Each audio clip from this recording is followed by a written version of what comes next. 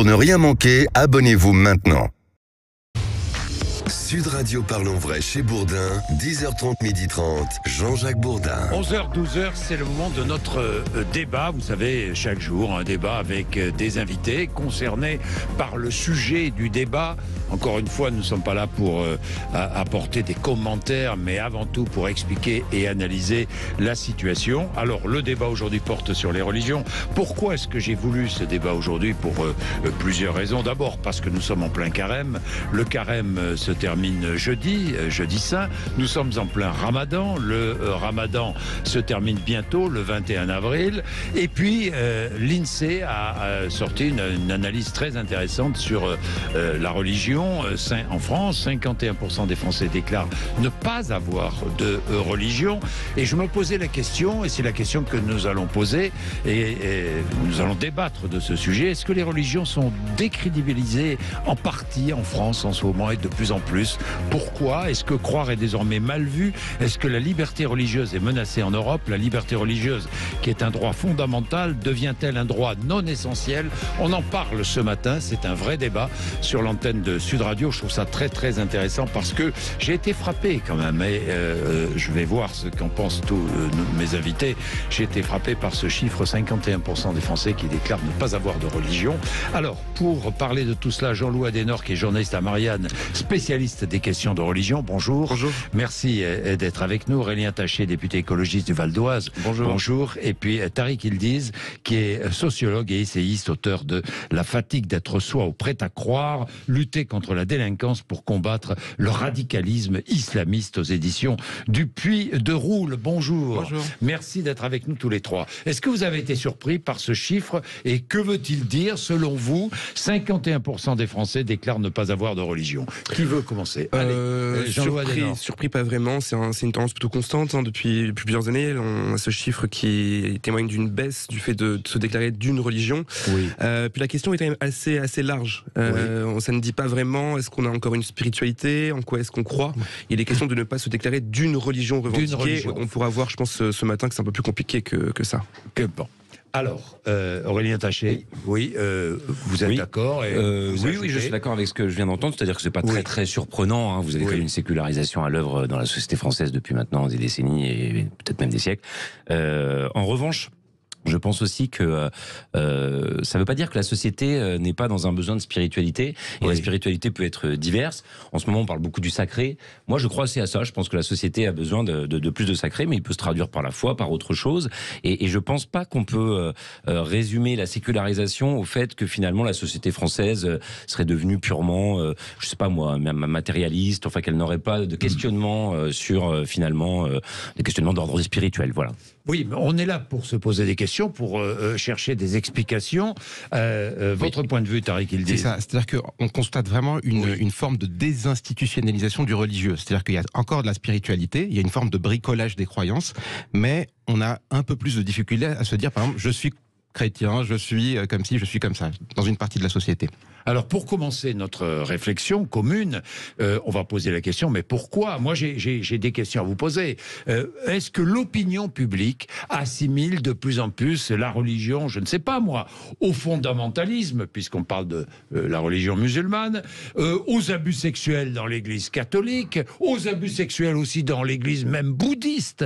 Est-ce que l'opinion publique est de plus en plus, prend de plus en plus ses distances à cause de ces excès?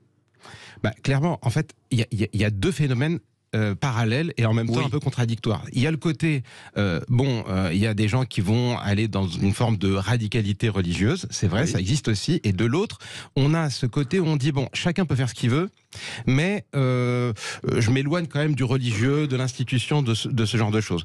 On a vraiment les deux phénomènes côte à côte. Voilà. Oui. Je crois aussi que le fait de se revendiquer d'une religion devient plus difficile pour les générations actuelles qui sont habituées un peu à faire leur marché dans les questions spirituelles. Je pense que ça, on le voit très bien avec tout ce qui va être de l'ordre de la spiritualité dite New Age, c'est-à-dire ces différentes croyances qui sont pas forcément très structurées, mais qui vont permettre quand même d'avoir un certain rapport avec la transcendance. Se revendiquer aujourd'hui catholique, c'est effectivement devoir à un moment s'intéresser et répondre des questions des abus sexuels dans l'Église, c'est vrai.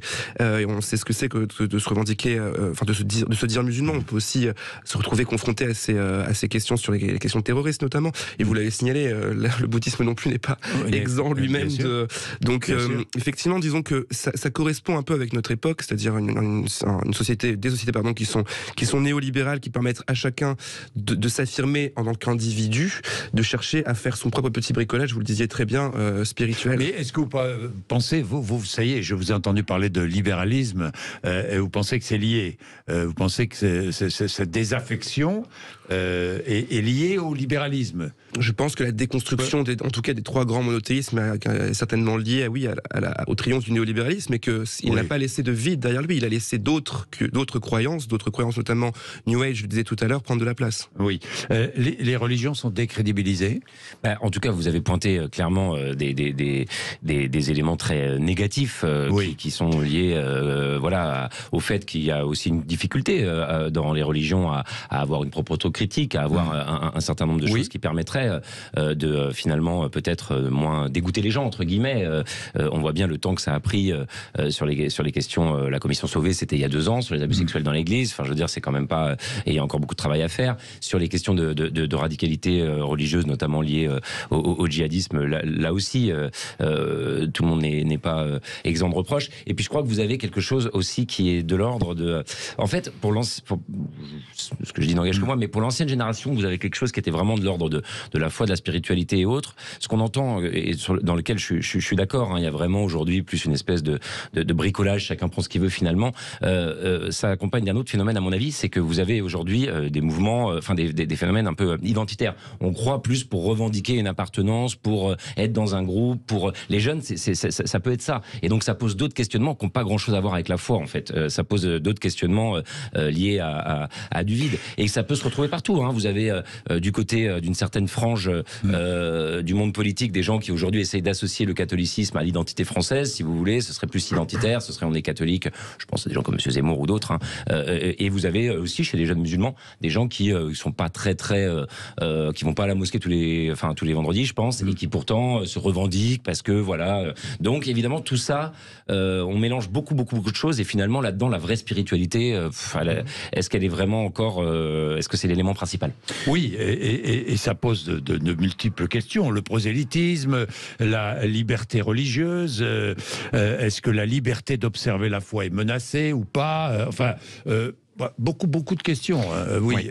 Alors on a sur ces questions-là des questions très intéressantes, parce qu'on voit que les jeunes générations sont plus dans une logique dite anglo-saxonne, ce qu'on comprend du côté anglo-saxon, c'est-à-dire chacun peut faire ce qu'il veut. Ça choque beaucoup moins d'avoir des signes ostentatoires, religieux, etc. chez les jeunes. Et c'est documenté par plusieurs études, aussi des sondages qu'on prend avec des pincettes. Les jeunes professeurs également d'ailleurs. Signalons-le. Tout à fait. Voilà. Donc ça, on a ce côté-là. Chacun peut faire ce qu'il veut, etc. Et en même temps, on accepte, et chez les jeunes, on accepte les signes religieux. Mais exactement, on les accepte, et ça pose pas de problème. Au contraire, on considère que quand on revendique une forme de laïcité, c'est un danger. C'est un danger pour la liberté. On le voit partout, on le voit dans les études qui concernent plus les jeunes. Alors, quand ça on veut dit dire jeunes, quoi, que les jeunes ne comprennent pas la laïcité? En tout cas, qu'ils n'ont pas la même définition qu'un certain nombre de personnes. Oui, ou alors qu'il peut y avoir aussi des débats sur la laïcité en France. On ne va pas ouvrir le débat sur la laïcité, mais c'est vrai que vous avez une conception, vous avez plutôt 2 traditions sur la laïcité, et notamment une tradition qui considère que le port ostentatoire de signes religieux n'est pas véritablement dans la tradition laïque de la France, qu'il faudrait plutôt réserver ça au strictement intime, et puis une tradition plus libérale, donc moi je m'inscris, j'ai aucun problème à le dire, où effectivement la liberté de conscience peut aussi s'exprimer par des signes extérieurs, tant que c'est pas dans le service public, tant que c'est pas à l'école, tant que c'est pas voilà. Et vous avez ce débat en France qui est vif, on le sait, et qui peut effectivement correspondre à un schisme générationnel aussi.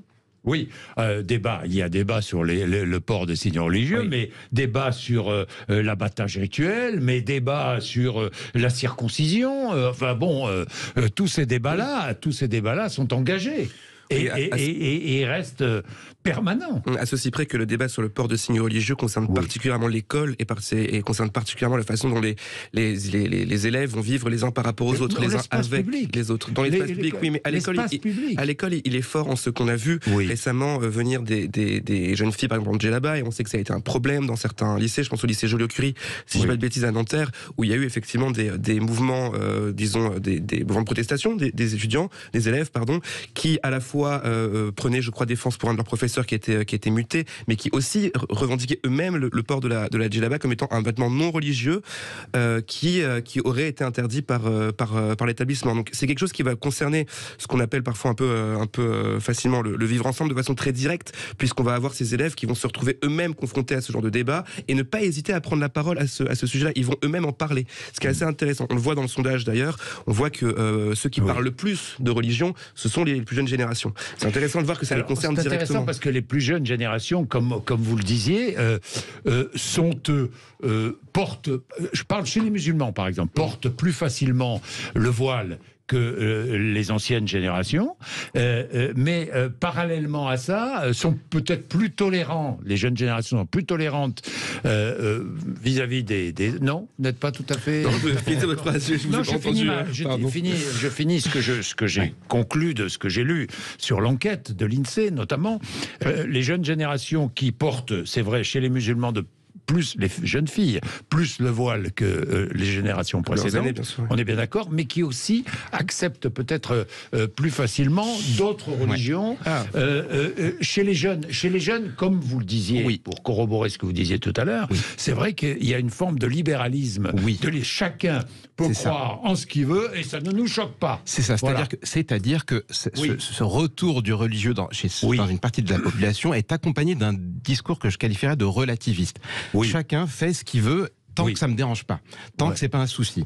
Et alors je sais pas si les gens sont plus ou moins tolérants. Faudrait rentrer dans autre chose. C'est un autre débat. C'est un autre débat. Mais en revanche, ce discours-là existe clairement.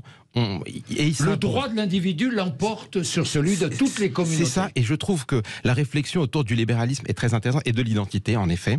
C'est accompagné, c'est-à-dire qu'on est sorti de la société du destin social. J'étais fils de cordonnier, je devenais cordonnier, pour être dans une société de la liberté individuelle. Je fais mes propres choix partout, tout le temps. Et ça s'accompagne parfois par une sorte de vide un peu identitaire, c'est vrai. Et dans ce contexte-là, le religieux, ce que moi j'ai appelé le prêt à croire, mais je l'ai repris de Daniel Hervieux-Léger, c'est une réponse à toutes les questions qu'on peut se poser existentielles. Et c'est pour ça que ça peut être aussi un système très globalisant. Alors, on va poursuivre. Je suis obligé d'observer une petite page de pub. On va poursuivre. Il est 11h16. À tout de suite. Jean-Jacques Bourdin. Bien, il est 11h19. Merci d'être avec nous. Jean-Loup Adenor est journaliste à Marianne, spécialiste des questions de religion. Tariq Yildiz, sociologue et essayiste, auteur de La fatigue d'être soi au prêt à croire, lutter contre la délinquance pour combattre le radicalisme islamiste. Édition du Puy de Roulet. Aurélien Taché, député écologiste du Val d'Oise. Le phénomène religieux, nous en parlons ce matin. Je posais la question, est-ce que les religions sont décrédibilisées ? En partie, notamment chez les jeunes. Pourquoi ? Même si il y a des tendances, il y a d'un côté les jeunes qui, eux, se tournent vers la religion, notamment des jeunes filles vers la religion musulmane, mais aussi des jeunes qui se tournent vers les évangélistes ou d'autres religions. Et puis vous avez aussi beaucoup de jeunes qui veulent ignorer et repoussent toute tentative communautariste. Absolument, c'est pour ça que je parlais de dynamique contraire. On a vraiment les deux dynamiques qui s'observent, et dans la jeunesse, dans les deux cas. On a, je donne souvent cet exemple, des jeunes qui vont poser des questions existentielles sur tout, qui vont demander, par exemple, est-ce que j'ai le droit de consommer du fromage caprice des dieux ? Et là, il y a un gars qui va dire non, on n'a pas le droit parce que Dieu est au pluriel. Ça peut faire sourire, mais c'est-à-dire qu'on va avoir des questions sur des micro-détails et on va nier l'individualité. Et en parallèle, on va avoir des jeunes qui vont s'éloigner de manière drastique du côté religieux. Mais je regardais, je vais vous donner la parole, je regardais la Cour de justice de l'Union européenne, qui évidemment est de plus en plus appelée à se prononcer sur ces questions. Je regardais, je lisais, je crois que c'est dans un article du Monde, des salariés licenciés, elle doit juger des salariés, juger le sort, parler de salariés licenciés car il ou elle portait un voile islamique. Bon, très bien, un turban sikh. très bien, ou hindou, évidemment. Un État accusé de restreindre le droit au prosélytisme. Un hôpital catholique s'estimant injustement condamné pour avoir licencié un médecin divorcé remarié. Un salarié hindouiste d'une société de nettoyage congédié car il refusait de travailler dans un cimetière. Ou alors une protestante poursuivie pour avoir partagé sur les réseaux sociaux des passages de la Bible jugés homophobes. Vous vous rendez compte ? Partout, ces procès se multiplient. Ce que ça dit, ce qui est super intéressant, c'est que tout à l'heure, on disait que chez les jeunes, on est de plus en plus, chacun fait ce qu'il veut du moment que ça ne pose pas de problème. Mais en fait, nécessairement, ça pose des problèmes. C'est-à-dire que la coexistence de deux codes de conduite, de deux codes de règles, c'est-à-dire le code religieux et le code laïque, leur coexistence pose problème. À un moment, où commence ma liberté et où s'arrête celle de l'autre ? Mais il n'y a pas un pays au monde où l'on parle autant de laïcité qu'en France. Oui, on parle autant de laïcité. N'oubliez pas, il y a une loi particulière, une loi très française, la loi de 1905. Elle est très française. Est-ce que pour autant, quand on dit que chacun est libre du moment que ça ne touche pas à ma liberté, est-ce qu'on peut dire que c'est vraiment le cas quand on se retrouve avec des affaires Mila, par exemple, des affaires Benjamin Ledic, cet influenceur assez jeune qui allait danser de façon suggestive dans une église il y a quelques mois de ça. L'idée que les religions peuvent exister parce qu'elles ne feraient de mal à personne, chacun serait libre de croire, c'est profondément contraire au fait que les religions sont d'abord et avant tout un code de conduite. Et c'est ça qui est important de comprendre. Et que ce code de conduite-là, il va coexister avec d'autres règles qui seront de plus en plus contraires. Parce que les sociétés se libéralisant, on voit que par exemple la question du mariage homosexuel, la question de la présence homosexuelle dans la société, va nécessairement heurter les fondements conservateurs des religions. Ben évidemment. Et ça heurte toutes les religions d'ailleurs. Absolument. Un peu moins peut-être la religion protestante, mais ça heurte toutes les religions. Non mais alors par rapport à ce que vous avez, juste pour reprendre sur ce que vous avez dit tout à l'heure, les droits de l'individu priment sur ceux des communautés. Bon, moi je trouve que c'est quand même plutôt une bonne nouvelle. On est toujours en train de nous parler finalement d'un enfermement communautaire par rapport aux religions. Le fait que les jeunes, les individus soient plutôt dans une démarche libérale au sens politique, quoi, au sens individuellement, je ne me laisse pas, je revendique peut-être au sens sociétal. Voilà, je revendique peut-être à un moment pour moi quelque chose, mais je ne demande pas des droits spécifiques pour une communauté. Ça me semble quand même extrêmement important.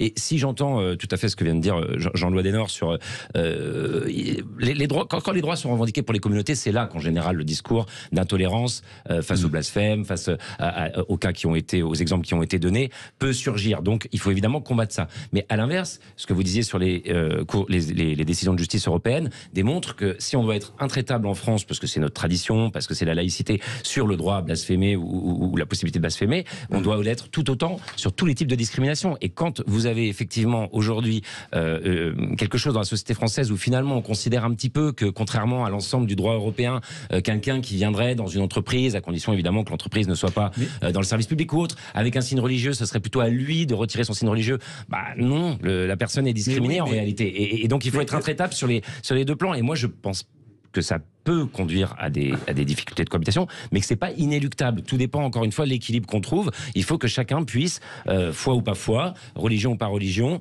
se sentir totalement libre dans cette société et non discriminé. Moi, c'est ça mon combat depuis toujours. Bien, on va revenir sur ces combats-là. Je voudrais, vous raconter, au Canada, j'ai lu ça encore en travaillant le sujet, au Canada, un enfant sikh peut venir à l'école avec son couteau rituel. Tout à fait, oui. Par exemple, vous imaginez en France. Oui, non mais là je impossible. Effectivement, notre loi de 2005 et de 2004 est très bien pour ça. C'est bien de le redire. J'ai jamais été contre cette loi, il n'y a pas de problème. Je suis contre les extensions potentielles qu'on veut toujours en faire, parce que vous avez toujours maintenant dans les différents partis politiques des gens qui veulent aller plus loin. Rappelez-vous la dernière présidentielle, Madame Le Pen voulait interdire le voile dans l'espace public. Ça pour moi c'est purement intolérant et purement discriminant. Alors qu'en revanche à l'école on peut considérer effectivement l'école républicaine en France, c'est un sanctuaire. Il n'y a pas de difficulté. C'est normal, oui. Vous voyez, même vous, Monsieur Taché, vous êtes vraiment imprégné de cette tradition politique. Tout à l'heure, vous avez très bien résumé le fait qu'il y a deux traditions autour de la laïcité.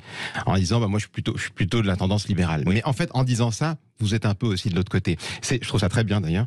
Mais ce que je veux dire, c'est que, vous voyez, on n'a pas la même tradition politique que les anglo-saxons, que les États-Unis. Aux États-Unis, il y a une séparation de l'Église et de l'État. Hein. Mais pourquoi est-ce qu'on l'a mise en place ? C'était pour d'abord protéger les citoyens de l'État. Et en France, c'est l'inverse. On a voulu protéger l'État des citoyens, des communautés religieuses, je veux dire. Voilà. Oui. Et donc, on le voit partout. On le voit partout et on a peur des signes religieux, à mon avis, plutôt à juste titre, c'est-à-dire que je préfère que ce soit plutôt dans la sphère privée à titre personnel, mais on comprend beaucoup de choses quand on a cette histoire en tête. Oui. Prenons deux exemples. Hein. Bon, il est 11h26. Vous savez ce qu'on va faire? On va prendre nos exemples juste après la pub. À tout de suite. Jean-Jacques Bourdin. Bien. Je voulais prendre 2 exemples. L'interdiction de l'abattage rituel, qui revient régulièrement, ça revient à chaque élection, parce que, par exemple, le Rassemblement national demande cette interdiction, mais le Rassemblement national n'est pas seul à demander cette interdiction. Attention, toutes les associations défendant les animaux demandent l'interdiction de l'abattage rituel et demandent un étourdissement avant l'abattage. Hein. Et les religions, notamment la religion juive et la religion musulmane, se battent contre cette interdiction. La Cour de justice de l'Union européenne a jugé que les États pouvaient l'interdire. C'est là, c'est un signe. Est-ce un signe que, c'est ce que disent les musulmans ou les juifs, disent attention, c'est notre liberté qui est en jeu. Notre liberté religieuse qui est en jeu. Vous pensez qu'elle est en jeu sur cet exemple, par exemple, très sincèrement, sur la circoncision? J'ai beaucoup de mal à considérer que les libertés religieuses soient en danger aujourd'hui en France et en Europe. J'ai plutôt l'impression qu'on voit de plus en plus des politiques, notamment européennes, être plutôt accueillantes et plutôt prendre en considération le fait religieux de façon de plus en plus élargie. Alors cette question de l'abattage rituel, je n'avais pas la décision de la Cour, donc je suis surpris de l'apprendre. Oui. Mais il suffit de regarder la façon dont la question du blasphème est traitée, notamment la façon dont on évite de traiter ces questions-là. Je le répète, l'exemple de tout à l'heure sur les 2 jeunes qui ont blasphémé et qui ont été harcelés par la suite. C'est compliqué dans l'opinion publique de trouver un soutien de ces personnes. Ou alors chez des gens qui sont des laïcs convaincus, qui sont des militants athées ou des militants laïcs qui vont pouvoir défendre plus facilement. Mais dans la population générale, on est plus sur une indifférence, une gêne, ou alors complètement un désaveu, une désapprobation. Oui, mais je reviens. Pourquoi est-ce que j'insiste sur l'abattage rituel? Parce que c'est pour ces religions, la religion musulmane et la religion juive, c'est quelque chose de fort. Bien sûr. C'est un rite. Même plus qu'un rythme, un rite, c'est vraiment ancré dans leur pratique religieuse. Et elles disent, c'est vrai que c'est de plus en plus contesté, mais vous l'entendez partout, vous voyez partout. Qu'est-ce que vous en pensez? Quel est votre point de vue? Quel est votre point de vue? Ça, c'est un débat vraiment. Ça fait partie des questions assez épineuses parce que pour le coup, là, en plus, on est plus dans de la revendication liée à des communautés. En même temps, on peut pas faire comme si on ne voyait pas que ça touchait des religions dont les individus sont aussi ceux qui peuvent souffrir de discrimination et qui peuvent avoir l'impression à tort ou à raison, moi j'ai tendance à penser plutôt à raison, parfois peut-être à tort, qu'il y a un discours un petit peu de stigmatisation ou de rejet de leur propre religion. Et ça nourrit des replis aussi identitaires. Donc c'est le serpent qui se mord la queue finalement. Sur cette question de l'abattage rituel, évidemment, moi je suis un défenseur des droits des animaux, je considère que l'étourdissement, ça serait certainement mieux. En même temps, est-ce que c'est vraiment à moi, je ne suis pas juif, je ne suis pas musulman, de pouvoir dire quoi que ce soit sur les questions de culte? Donc ce qui serait bien, c'est que ce soit dans les religions elles-mêmes et dans le culte, mais ça c'est toujours un peu des injonctions qui sont un peu pieuses, que des débats aient lieu et que les choses évoluent. Et moi je suis pas certain que la jeune génération, qu'elle soit musulmane ou juive, peut-être que demain elle expliquera que finalement l'abattage rituel n'est plus indispensable. Très intéressant, parce qu'aujourd'hui, les responsables de ces religions disent si on touche à ça, c'est la liberté d'observer la foi qui est menacée. Oui, mais il y a dans ce débat, il y a deux camps entre guillemets qui font de la politique en réalité. C'est-à-dire que quand le RN fait ça, il fait de la politique, tout simplement. Mais il n'est pas seul, le RN. Oui, bien sûr, mais je prends le RN parce que c'est l'exemple le plus flagrant. Parce que les défenseurs des animaux, ils sont sur le même terrain. Très bien, mais ils font aussi de la politique. Loin du RN d'ailleurs. Non, ils sont pas toujours adhérents du RN. Ils font aussi de la politique peut-être de façon un peu plus vertueuse, mais c'est aussi de la politique. Et les responsables du culte, dans le même sens, font de la politique en défendant une vision plutôt, disons, figée ou conservatrice du dogme religieux. Ils font de la religion. Qui est-ce qui ne fait pas ils font de la politique? Qui est-ce qui ne fait pas de politique là-dedans? Ceux qui ne font pas de politique là-dedans, c'est les croyants. Que chacun décide, en son âme et conscience, de manger un animal, ou en tout cas des produits d'un animal qui n'a pas été étourdi avant d'être tué. Je pense que ça, c'est en son fort intérieur à chacun. Ensuite, qu'est-ce qui se passe? Ensuite, si les pouvoirs publics, si la République doit prendre une décision là-dessus, moi je pense que c'est aussi à elle de se prononcer parce que c'est de l'alimentaire. Des pays se sont prononcés. 2 pays ont interdit. Et c'est bien là qu'on voit la zone de conflictualité. C'est bien là qu'on voit qu'une règle est édictée de façon générale pour tous et que des cultes vont demander des droits particuliers. C'est ça la réalité. Alors, qu'il y ait un débat, ça me choque absolument pas. Mais en revanche, moi aussi, je pense qu'il faut pas demander aux cultes de changer quoi que ce soit, en fait. Faut pas avoir de discussion, à mon avis, avec les cultes sur des questions précises de société. C'est une question de société.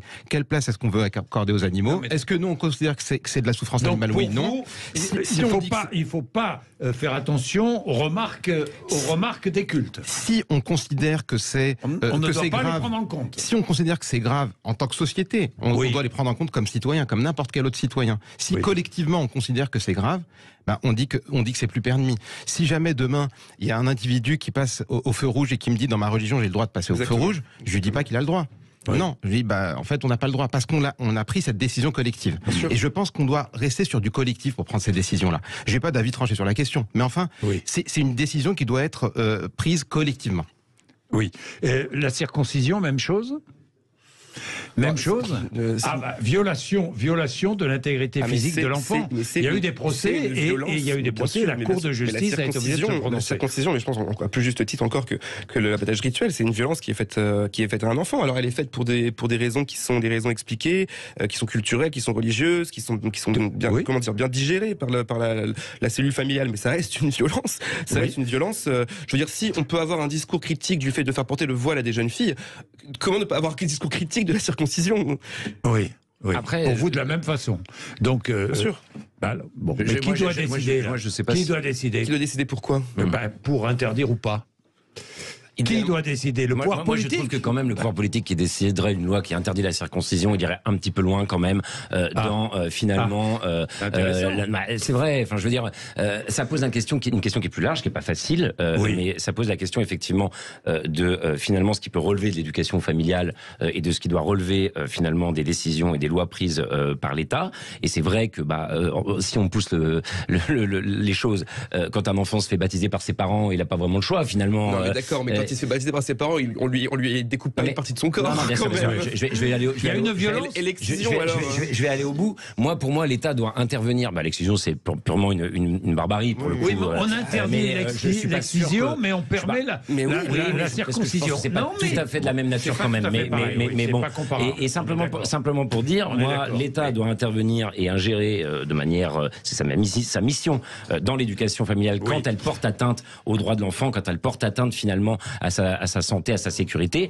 Pour ce qui est purement du choix familial, des valeurs qui sont transmises, religieuses ou pas ou autres, c'est quand même assez compliqué d'aller trop loin dans un État qui ingère, à mon avis, de cette manière. Je le pense. Voilà. Bien. Muriel est avec nous à Béziers. Bonjour Muriel. Bonjour M. Bourdin, bonjour à tous. Alors Muriel, vous êtes catholique Muriel? J'ai été baptisée, puisque mon papa était italien, donc la religion. Mais nous n'étions pas des pratiquants, c'est-à-dire qu'on allait au mariage, aux enterrements, mais nous ne pratiquions pas tout le temps, tous les dimanches, aller à la messe. Et j'ai continué. Parce que j'estime qu'au jour d'aujourd'hui, alors je crois en Dieu. Pourquoi? Parce que pour moi il y a une force au-dessus de nous qui s'explique.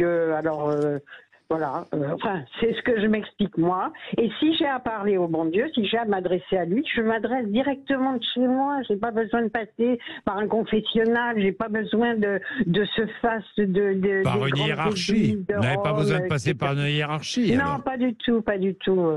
S'il existe, ne pas le solliciter pour de l'argent, pour des choses comme ça. On prie pour quelqu'un, pour sa santé, mais après, moi je le fais moi-même, je suis grande, j'ai pas besoin qu'on m'indique et puis d'envoyer des enfants avec tout ce qui se passe. Et puis j'entendais, et pour les musulmans, on égorge les animaux, et pour ceux-ci, pour les juifs, la circoncision. Non, je suis désolée. Une religion, elle est personnelle, elle doit pas être édictée par des gens qui l'ont écrite ou dite il y a des centaines d'années, des milliers même, plus d'années. Oui, je comprends. Donc, pas par une hiérarchie qui applique aveuglément des dogmes. C'est ce que vous voulez dire.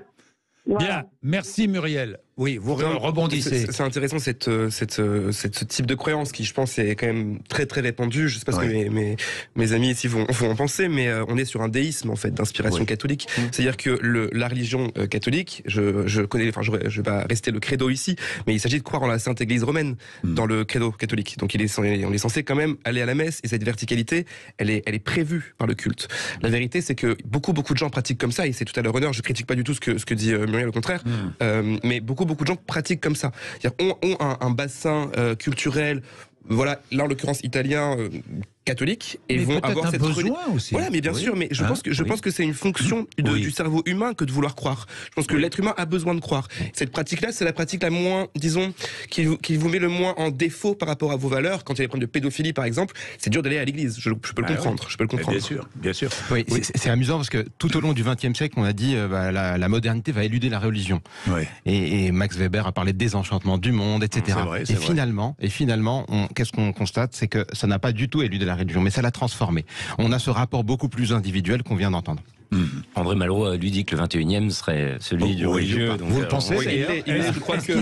Est-ce qu'il est celui du religieux? Écoutez, je pense quand on je sais pas si. Oui, pour moi, clairement. Mais moi, c'est mon objet de travail, donc forcément, je passe beaucoup mon temps là-dedans. Donc, entre l'augmentation des néo-spiritualités, les dérives sectaires, le 21e siècle qui s'ouvre sur un conflit. La spiritualité au sens large. Bien sûr. Alors, il est spirituel, disons-le comme ça, peut-être. Voilà. Et pour reprendre sur le débat précédent, je suis tout à fait d'accord, c'est une forme de déisme. Mais même pour aller peut-être dans le sens de Jean-Louis Adenor, je pense que c'est une forme d'anticléricalisme et que c'est finalement souvent ça le débat en France. On confond souvent le débat sur les religions et le cléricalisme. Moi, encore une fois, je le redis, sur toutes les formes de spiritualité, de religion, à partir du moment où on est dans une forme de tolérance, je n'ai aucun problème. Le cléricalisme peut conduire, et le combat historique de la gauche en France a été contre le cléricalisme et pas contre les religions. En tout cas, moi, c'est plutôt comme ça que je le perçois. Et là, on voit à travers ce témoignage que les gens, en fait, ne veulent plus être comptables de ce que disent les prêtres, mais peuvent croire de leur côté.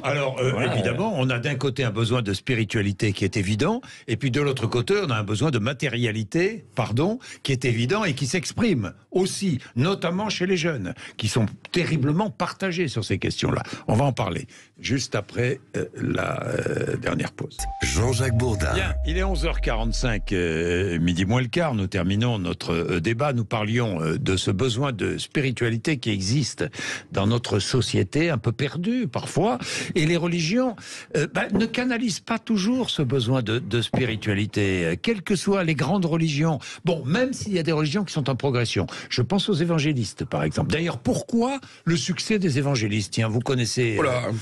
Non, je peux vous proposer des pistes de réponse si vous voulez. Le rapport le rapport à la foi, à ce qu'on appelle parfois les charismes de l'esprit, enfin toute cette partie très vibrante de la spiritualité est beaucoup plus fort chez les évangéliques. C'est un rapport à la transcendance, vraiment il y a une affaire de quasiment ésotérique dans le rapport à Dieu qui est collectif, absolument, et qui s'exprime dans la pratique du culte, dans l'émotion. Exactement, dans l'émotion, bien sûr. Et je pense que c'est quelque chose qui peut contraster par rapport un peu au côté un peu plan-plan de l'Église catholique romaine je parle bien de la façon dont elle exerce son rituel. Exactement. D'ailleurs, on a ce courant catholique qui s'appelle le renouveau charismatique, qui est un courant qui a pour objectif de s'inspirer de ce que font cette frange évangélique et protestante américaine pour réussir à revivifier l'Église. Et donc, dans ces cas-là... D'ailleurs, les musulmans sont confrontés au même problème que les catholiques. À savoir justement ce rituel qui finalement pèse. Oui. Qui pèse sur la pratique de la religion. Oui, c'est-à-dire que on a ces mouvements qui viennent plutôt de la base, qui vont vers davantage d'émotion, vers davantage de force, de discipline qui est dégagée par le religieux. Oui. Là où le côté institutionnel avait plus tendance à faire des compromis avec la société, avec tout un tas de règles, cette frange-là, que ce soit avec les évangélistes ou les plus radicaux chez les musulmans, on a ce côté intransigeant qui paradoxalement plaît beaucoup aussi. Plaît beaucoup à une partie. Voilà. Oui. Parce qu'il y a ce sentiment de puissance, de dire j'assume ce que je suis, j'assume mon idéologie. Il y a même des jeunes catholiques qui prennent en exemple les musulmans. Absolument. Et qui disent, regardez ce que font les musulmans, ce que nous ne faisons pas dans notre religion. Absolument. En tant que journaliste qui travaille là-dessus, ça m'arrive de voir ça à deux reprises particulièrement. On a vu, il n'y a pas longtemps, une espèce de tendance au retour du voile chez les jeunes chrétiennes. C'est intéressant, c'est quelque chose qu'on n'avait pas observé depuis très longtemps, et on le voyait comme une façon d'afficher son christianisme, son catholicisme, voilà, comme une façon aussi d'honorer un genre de pudeur religieuse qui est là pour le coup clairement inspiré de ce qu'on demande aux femmes dans la religion musulmane. Et on le voit aussi, et je suis désolé de revenir là-dessus, c'est pas une obsession du tout, mais dans les moments de blasphème public, la façon dont ces religions vont converger ensemble. On le voit, les jeunes sur Twitter et d'autres réseaux sociaux qui vont critiquer. Là, je crois que cette semaine, il y a eu un acteur qui a dansé déguisé en Jésus-Christ. Ça a fait un petit scandale. Et pourquoi ? Parce que, alors, évidemment, les chrétiens, cette génération-là de chrétiens est beaucoup plus susceptible et beaucoup plus sensible à ça, mais parce que il se trouve que Jésus, c'est un prophète à la fois de l'islam et évidemment le prophète par excellence du christianisme. Donc il y a une convergence quand même, et on le remarque dans ces moments-là où des chrétiens et des musulmans vont dire attention, on ne rigole pas avec la religion, attention, tu fais du mal à beaucoup de gens quand tu fais ça. Et la laïcité dans tout ça?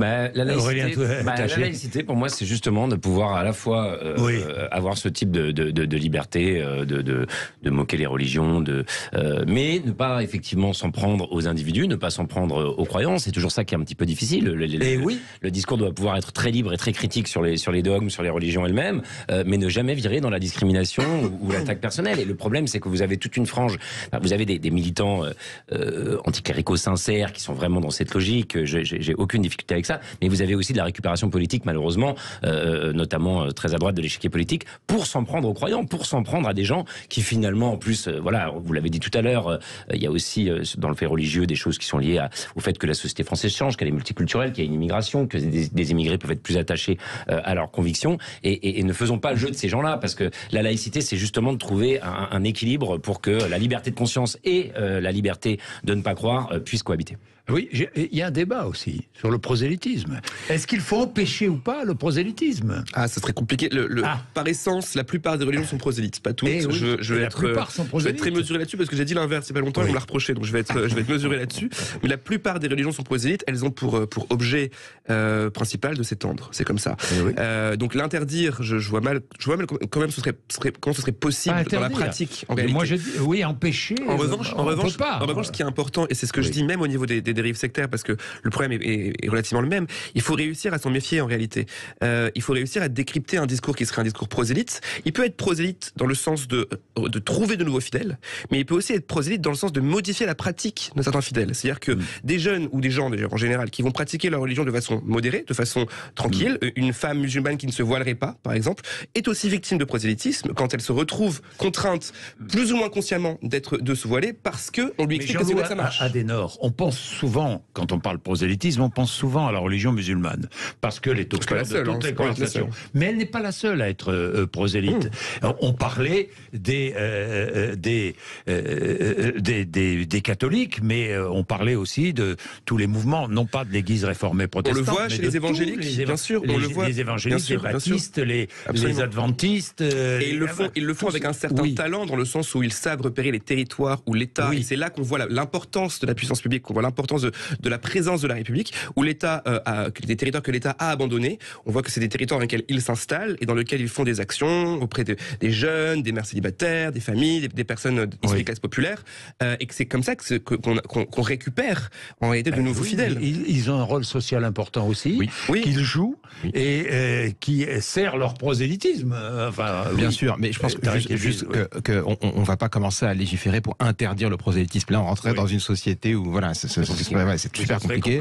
Mais en revanche, ça ne veut pas dire qu'on va pas respecter la loi. C'est-à-dire que si jamais quelqu'un, pour prendre votre exemple, force une femme à être voilée, pour reprendre cet exemple, évidemment, c'est déjà interdit par la loi. On n'a pas besoin d'en inventer une nouvelle pour dire que c'est du prosélytisme. Oui, je pense quand même que la loi est bien faite. Et je peux tout à fait être d'accord avec le fait que vous pouvez avoir, et je suis content, je sais que je ne dis pas du tout que j'en ai d'abord dire autre chose, mais vous avez des gens qui disent aujourd'hui c'est ces territoires qui veulent faire sécession. Pas du tout, c'est des territoires qui ont été abandonnés par l'État. C'est important de le rappeler. Et effectivement, là, vous avez un vide dans lequel se nichent beaucoup de choses.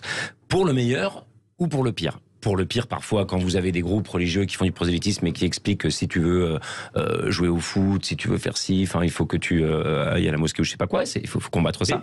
Mais à l'inverse, vous avez aussi dans ces quartiers de jeunes, souvent musulmans, on va pas se mentir, mais comme vous trouviez des jeunes engagés, ou des gens engagés dans la religion catholique, par exemple, pour aider les migrants, pour faire plein de choses, qui ont un engagement social et politique qui peut être lié à leurs valeurs religieuses, et vous avez dans ces quartiers-là des jeunes qui affichent une spiritualité, mais qui font vivre vivre une vie associative de quartier qui est très positive. Donc il faut pas être manichéen. Ça peut être les deux. On débat, on est en plein Ramadan. Il y a eu un débat sur les terrains de foot pour savoir s'il fallait arrêter les parties pour permettre effectivement la rupture du jeûne.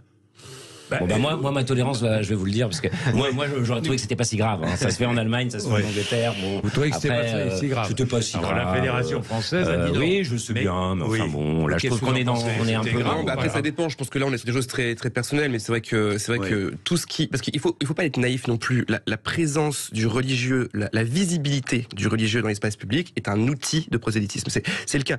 Montrer la religion, c'est intéresser les gens à la religion. Donc effectivement, tout dépend du modèle de société qu'on veut. Moi, je suis plutôt partisan d'un modèle de société sécularisé. Voilà, je suis plutôt partisan de ce modèle-là. Donc effectivement, je pense que la République et les corps, les institutions créées n'ont pas à reculer ou à modifier leurs règles devant des revendications qui sont de plus en plus importantes. C'est ça qui est important. Vous n'êtes pas d'accord. C'est une forme de prosélytisme. Évidemment que c'est une forme de prosélytisme, bien sûr. Peut-être que c'est pas une forme de prosélytisme, mais c'est une vraie question de principe. C'est vrai que pris individuellement, on se dit c'est pas la fin du monde. Mais c'est vrai que c'est une question de principe. Est-ce que c'est à l'institution de s'adapter aux joueurs ou est-ce que c'est l'inverse? Et c'est parce que je pense moi que c'est plutôt l'inverse que je trouve que la décision est plutôt bonne. Pour vous, elle est cohérente en tout cas. Elle est plutôt cohérente. Il y a une question qui se pose pas mal en ce moment et on devrait avoir un jour une réponse, j'imagine, dans le courant de l'année. C'est sur la question du voile dans l'avocature, chez les avocates. Les barreaux doivent se prononcer isolément. Chaque barreau décide pour sa juridiction. Il se trouve que le Conseil national des barreaux va se prononcer, il me semble, selon les infos que j'ai, bientôt, on espère, de façon à pouvoir unifier le règlement sur le territoire. Pourquoi est-ce que c'est important que ce soit unifié? Parce qu'à partir du moment où il y a une brèche qui a été ouverte, quelque part, dans un des barreaux qui serait peut-être le plus libéral, pour reprendre un terme que M. Taché a utilisé tout à l'heure, il se trouve que beaucoup d'autres seraient tentés de le faire, ou alors, on pourrait leur rétorquer, mais pourquoi est-ce que vous décidez de rester sur une règle qui est aussi stricte ici, là où là-bas, on est plus libéraux? Vous n'êtes pas tout à fait sur le même point de vue. Monsieur, c'est ça, là, quand j'expliquais tout à l'heure de traditions qui, pour moi, sont de traditions de laïcité, mais qui sont un peu différentes. C'est-à-dire que pour moi, dès que vous représentez le service public, dès que vous représentez l'État, vous devez être strictement neutre. Donc un professeur, on peut étendre jusqu'aux élèves dans le cas de l'école parce que c'est particulier, doit absolument être neutre. Aucun signe religieux ne doit être tolérable. En revanche, un avocat, c'est une profession libérale, justement. Et donc, à mon avis, un avocat ou une avocate, il fait ou elle fait ce qu'elle veut. Et ses clients viendront le voir ou ne pas le voir. Et c'est pour ça qu'on a peut-être une nuance sur le fait. Mais j'ai la faiblesse de penser que j'ai un esprit critique suffisant pour quand je croise quelqu'un avec un signe religieux, ça n'influe pas beaucoup sur ma conviction. Mais d'accord. Profession libérale, il se trouve qu'ils sont quand même, ils participent quand même de la justice. Je sais bien qu'ils sont pas fonctionnaires, je sais bien qu'ils sont pas magistrats. Je sais bien. Je vous remercie. Mais il se trouve quand même qu'ils servent eux aussi la justice et qu'ils participent. Ils rendent pas la justice. Ils participent à ce que la justice soit rendue, en tout cas. Au jugement, dans tous les cas. Défendre des individus. Mais pour moi, une juge voilée, c'est choquant. Une avocate voilée, ça ne l'est pas. Voilà. Mais bon, c'est mon point de vue. Et vous? Moi, je suis plutôt défavorable parce qu'on autorise le voile pour les avocats. Oui, pareil. Je pense que parce qu'on est quand même dans un cadre, on est quand même dans un tribunal. Et donc ce qu'on dit pour l'espace, disons pour l'école, etc. Je pense que ça peut être aussi faisable. Mais bon. Bien. Merci messieurs d'être venus pour réfléchir ensemble aux faits religieux. C'est très intéressant et on aurait tellement de choses à dire. Il est 11h56. Vous êtes sur Sud Radio. Merci.